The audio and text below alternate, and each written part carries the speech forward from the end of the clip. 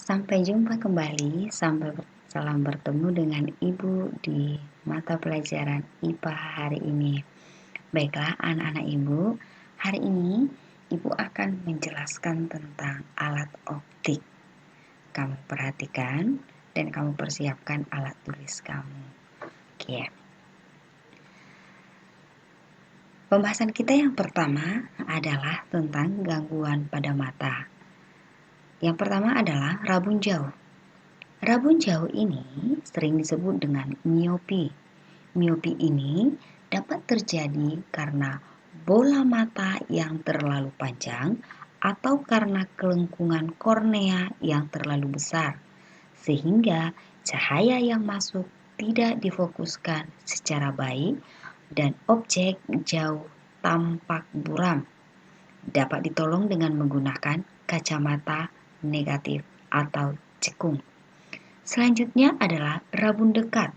Rabun dekat ini sering disebut dengan hipermetropi. Ini disebabkan karena bola mata yang terlalu pendek atau kelengkungan kornea yang kurang. Penderita kelainan mata ini tidak dapat membaca pada jarak yang normal atau 30 cm dan harus menjauhkan bahan bacaannya untuk dapat membaca secara jelas. Dapat ditolong dengan menggunakan kacamata positif atau cembung. Lalu, mata tua. Mata tua ini disebabkan karena daya akomodasi lensa mata tak bekerja dengan baik. Akibatnya, lensa mata tidak dapat memfokuskan cahaya ke titik kuning dengan tepat, sehingga mata tidak bisa melihat yang jauh maupun dekat. Dapat diatasi dengan lensa ganda yang berisi lensa plus atau positif dan minus atau negatif. Biasanya mata tua ini disebut juga dengan mata rangkap.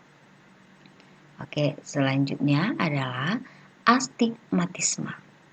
Astigmatisme ini disebabkan oleh cacat lensa yang tidak dapat memberikan gambaran atau bayangan garis vertikal dengan horizontal secara bersamaan. Astigmatisme adalah cacat optik di mana penglihatan kabur karena ketidakmampuan optik mata untuk fokus pada benda titik menjadi gambar terfokus tajam pada retina. Dapat ditolong dengan menggunakan kacamata silinder. Selanjutnya adalah hemeralopi atau rabun senja. Rabun senja ini merupakan gangguan mata yang disebabkan kekurangan vitamin A. Penderita rabun senja tidak dapat melihat dengan jelas pada waktu senja hari.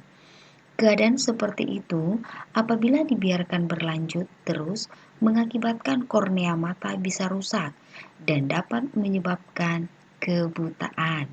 Oleh karena itu, pemberian vitamin A yang cukup akan sangat diperlukan. Oke. Selanjutnya adalah buta warna. Penyakit buta warna ini merupakan penyakit menurun dan tidak bisa disembuhkan. Ada 3 macam jenis buta warna ini. Yang pertama, buta warna merah, buta warna biru, dan buta warna hijau. Ini terjadi karena tidak adanya salah satu konus atau kerucut pada mata. Manusia memiliki 3 sel konus, yaitu iodopsin merah, biru, dan hijau. Lalu, mata monokromatik. Penderita hanya memiliki salah satu sel konus saja, sehingga mengidap penyakit buta warna total. Penyakit ini membuat penderita hanya bisa melihat warna hitam dan putih saja. Selanjutnya adalah katarak. Katarak adalah lensa mata yang menjadi keruh sehingga cahaya tidak dapat menembusnya. bervariasi sesuai tingkatannya dari yang sedikit sampai keburahan total. Biasanya, penyakit ini terjadi karena pengaruh usia. Bisa disembuhkan dengan jalan operasi. Oke, kita lanjutkan dengan alat-alat optik. Alat-alat optik merupakan alat yang bekerja berdasarkan prinsip cahaya. Alat optik membuat hidup manusia lebih mudah dan berarti. Oke, alat-alat optik ini yang pertama ada yang disebut dengan kamera, lup, mikroskop, teropong, periskop, dan proyektor. Sekarang kita bahas dulu yang namanya kamera. Kamera ini merupakan alat yang bisa mendokumentasikan atau menyimpan suatu peristiwa secara visual. Kamera digunakan untuk memotret. Kamera yang baik terdiri dari susunan lensa cembung.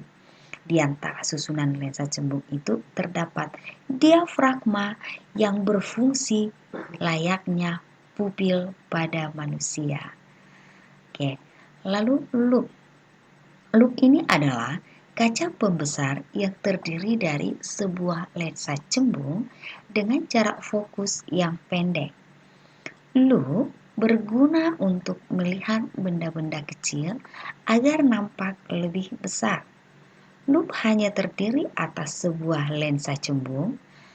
Lensa cembung itu membiaskan berkas cahaya benda yang kita amati. Bayangan benda yang terjadi lebih besar daripada benda yang sesungguhnya. Selanjutnya, mikroskop. Mikroskop ini merupakan alat untuk melihat objek yang sangat kecil untuk dilihat secara kasat mata. Mikroskop merupakan alat bantu yang dapat ditemukan hampir di seluruh laboratorium untuk dapat mengamati organisme berukuran kecil atau mikroskopis. Mikroskop sederhana terdiri atas dua lensa cembung. Lensa yang dekat dengan benda disebut dengan lensa objektif dan lensa yang dekat dengan mata disebut lensa okuler. Lensa objektif membentuk bayangan nyata yang terbalik dan diperbesar. Kemudian, bayangan nyata terbalik itu diubah menjadi bayangan maya diperbesar oleh lensa okuler. Bagian optik ini terdiri dari kondensor, lensa objektif, dan lensa okuler. Sementara bagian non-optik dari mikroskop terdiri dari kaki dan lengan mikroskop, diafragma, meja objek atau meja preparat, pemutar halus dan kasar, penjepit kaca objek atau preparat, dan sumber cahaya. Sekarang kita lihat teropong. Teropong atau teleskop adalah sebuah instrumen pengamatan yang berfungsi mengumpulkan radiasi elektromagnetik dan sekaligus membentuk citra dari benda yang diamati. Di pembahasan ini kita akan membahas teropong bintang dan teropong bumi. Teropong bintang atau teleskop bintang adalah sebuah jenis peralatan yang digunakan untuk membantu penginderaan jauh untuk mengamati keberadaan benda-benda yang ada di angkasa. Teropong bintang ini memiliki dua lensa cembung, yaitu lensa objektif dan lensa okuler. Bentuknya adalah seperti ini. Inilah dia bentuk daripada teropong bintang. Lalu teropong bumi. Teropong bumi adalah alat optik yang digunakan untuk mengamati benda berjarak jauh yang terletak di permukaan bumi. Digunakan untuk mengamati benda di permukaan bumi karena bayangan air yang dihasilkan oleh lensa okulernya harus tegak agar tidak menyulitkan pengamatan. Bagiannya adalah yang pertama lensa okuler.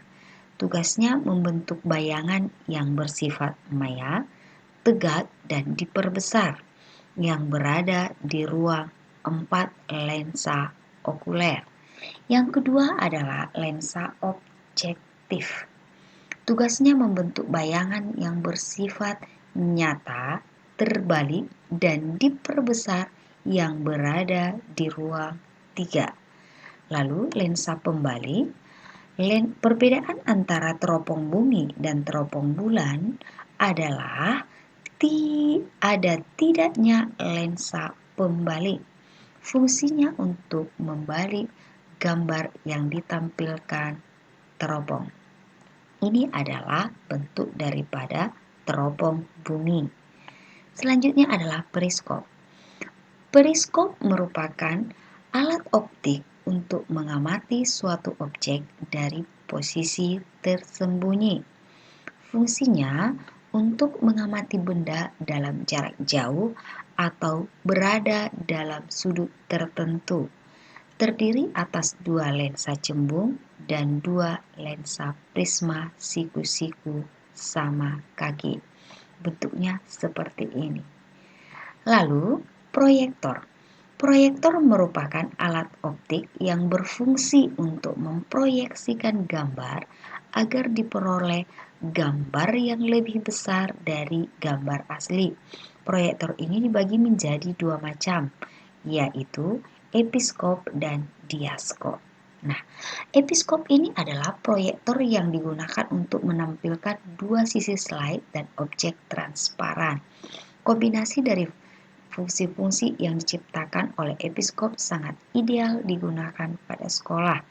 Biasa digunakan sekolah sebagai alat presentasi seperti ini yang sering Ibu gunakan di sekolah. Lalu diaskop. Diaskop ini alat yang digunakan untuk memproyeksikan bayangan nyata dari sebuah gambar diapositif, yaitu gambar tembus cahaya seperti proyektor slide, proyektor film, overhead proyektor. Nah, demikianlah presentasi Ibu hari ini tentang alat optik. Ibu berharap kalian akan mempelajarinya kembali, mengulang video Ibu ini. Dan jangan lupa, nanti setelah video ini berakhir, Ibu akan memberikan tugas di Google Classroom. Selamat belajar, sampai berjumpa di pertemuan berikutnya. Salam sehat.